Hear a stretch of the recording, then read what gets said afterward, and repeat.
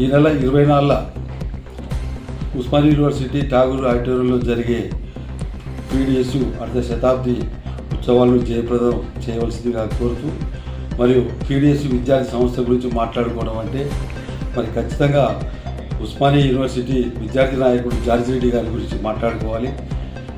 Comrade George Reddy గారు మరి 1947 జనవరి 15న మరి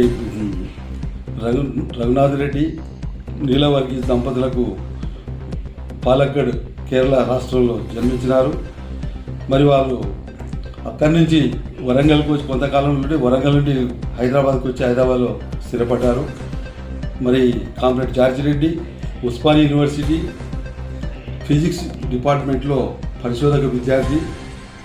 మరి అతను చదువుతున్న కాలంలో మరి ఆనాడు ఉస్మానియా క్యాంపస్లో ఉన్నటువంటి పరిస్థితులు, మరి గుండాయిజం, గ్రామీణ ప్రాంత విద్యార్థులు చదువుకునే పరిస్థితి లేదు, అదేవిధంగా మహిళలపై అత్యాచారాలు, తర్వాత ర్యాగింగ్లు, తర్వాత ఉస్మానియా యూనివర్సిటీలో మరి అడ్మినిస్ట్రేషన్ పరంగా అడ్మిషన్లో కానీ ప్రతి దగ్గర ఒక అవకతవకలన్నిటి విచ్చలవిడిగా జరుగుతుండేవి. మరి వీళ్ళని ఎదుర్కోనే పరిస్థితి ఎవరు లేరు ఆ రోజుల్లో. మరి కొంతమంది విద్యార్థులు ప్రోగ్రెసివ్ డెమోక్రటిక్ స్టూడెంట్స్గా ఏర్పడి మరి కామ్రేడ్ జార్జి రెడ్డి గారి నాయకత్వంలో ఇవన్నిటి కళ్ళారా చూసినటువంటి జార్జి రెడ్డి దీన్ని ఖచ్చితంగా అడ్డుకట్ట వేయాలని అతను నిర్ణయించుకున్నాడు. దానికి తోడు కొంతమంది విద్యార్థులను కూడా కూడగట్టుకున్నాడు. అతను స్వయంగా ఒక మేధావి, దాంతోపాటు మరి గుండాలకు భౌతికంగా బుద్ధి చెప్పేటువంటి మరి కరాటే కూడా నేర్చుకున్నాడు.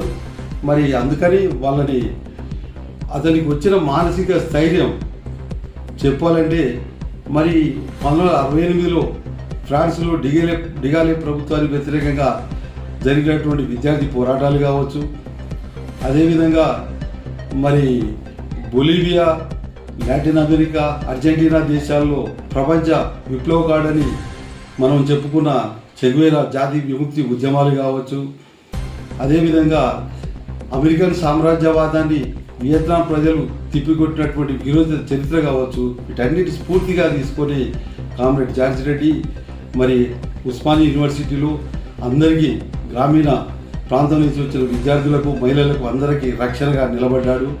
మరి ఇది మరి మతోన్మాద శక్తులకు కంటగింపుగా అనిపించి మరి అతను భౌతికంగా నిర్మూలించాలనే ఉద్దేశంతో అవకాశం కొరకు ఎదురు చూసి అతన్ని 1972 ఏప్రిల్ 14న అతన్ని అత్యంత పాశవికగా హతమార్చినారు. మరి అతన్ను మరణించినంత మాత్రాన అమరత్వం పొందుతూ మరి అప్పుడు అంతవరకు ఉన్నటువంటి పీడిఎస్ అనే విద్యార్థులు పీడిఎస్యుగా అక్టోబర్ 1974 ఒక సంస్థగా ఏర్పడింది. దానికి కామ్రేడ్ జేసీఎస్ ప్రసాద్ గారు నాయకత్వం వహించినారు. మరి పీడిఎస్ సంస్థ ఏర్పడినప్పుడు కూడా మరి అప్పుడు దేశవ్యాప్తంగా రైల్వే కార్మికుల సమ్మె నడుస్తున్నది. భూమయ్య కృష్ణగౌడ్ ఉరి శిక్షలకు వ్యతిరేకంగా మరి పీడిఎస్ సంస్థ పెద్ద ఎత్తున ఉద్యమాలు చేసింది. అదేవిధంగా అప్పుడున్నటువంటి అధిక ధరలకు వ్యతిరేకంగా అప్పుడు 78లో రమీజాబీని పోలీస్ స్టేషన్లో పాశవికంగా బలాత్కారం చేసి హత్య గావించిన చరిత్ర కావచ్చు. తర్వాత కాలంలో సోషల్ వెల్ఫేర్ 80sలో జరిగినటువంటి ప్రముఖంగా సాంఘిక సంక్షేమ హాస్టళ్ల సమస్యలు కావచ్చు, తర్వాత బస్ ఛార్జీల పెంపుదల కావచ్చు, కాలేజీలలో అధిక ఫీజుల గురించి కానీ, సీట్ల పెంపుదల గురించి కానీ, ప్రతి సమస్యలో ఒక్కటంటూ కాకుండా అంటే పీడిఎస్ విద్యార్థి సంస్థ ఒక బానిస విద్యా విధానానికి వ్యతిరేకంగా కాకుండా శాస్త్రీయ విద్యా విధానం కావాలని కోరుకుంటూ, అదేవిధంగా ఈ సమాజంలో జరిగినటువంటి అన్యాయాలకు ఈ వ్యవస్థ మార్పు కోసం త్యాగాలు చేసుకుంటూ పీడిఎస్ చరిత్రనే ఒక త్యాగాల చరిత్ర. ఆ త్యాగాల చరిత్రలో మరి ఈ పోరాట క్రమంలో మరి ఎందరో మంది విద్యార్థి యువ కిషోరాలను పోగొట్టుకున్నది. మరి జార్జి రెడ్డి, జంపాల చంద్రశేఖర్ ప్రసాద్, శ్రీపాద శ్రీహరి, రంగవల్లి, మారోజు వీరన్న, కామ్రేడ్ రియాజు, ఇట్లనే ఇంకా ఎంతోమంది తమ ఉడుకు రక్తాన్ని ఈ దేశం కోసం, ఈ వ్యవస్థ మార్పు కోసం ప్రాణాలు అర్పించినారు. మరి ఆనాటి నుంచి కూడా పీడిఎస్యు విద్యార్థి సంస్థ మరి ఈ నేటికి కూడా ఈ సమాజంలో జరిగే ప్రతి సమస్య మీద స్పందిస్తూ తమ కార్యక్రమాన్ని ముందుకు తీసుకెళ్తున్నారు.